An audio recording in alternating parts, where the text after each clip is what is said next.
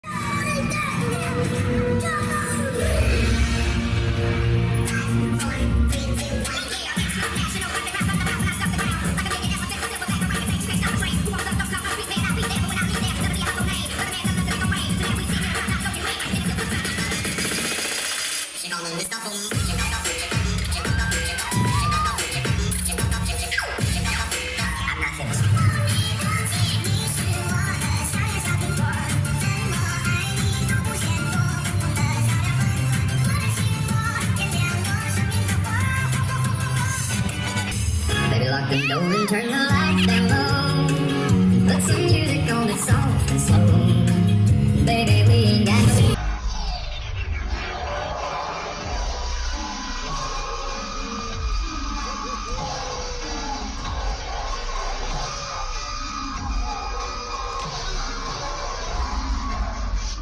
Yeah, the Asian Seat Congress was so much more than what I can show you here, but here is the conclusion, the flag ceremony, and as you can see there's a China flag on the backdrop, and that's because next year our Asian Seat Congress will be in Sanya City, China.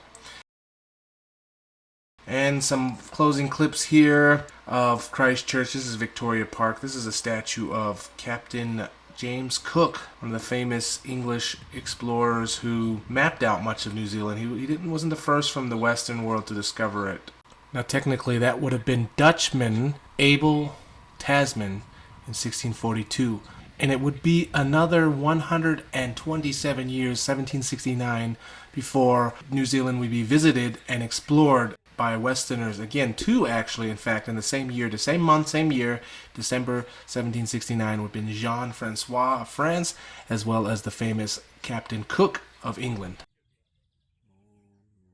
Shown here is Hagley Park. You can go punting on the little canal here. You can explore by foot. Lots to see and do there.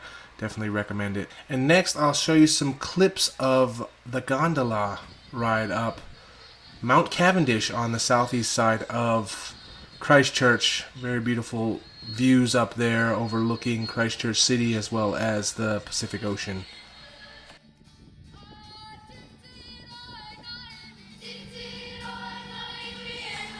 And that, ladies and gentlemen, concludes my brief stopover in Christchurch on the South Island of New Zealand.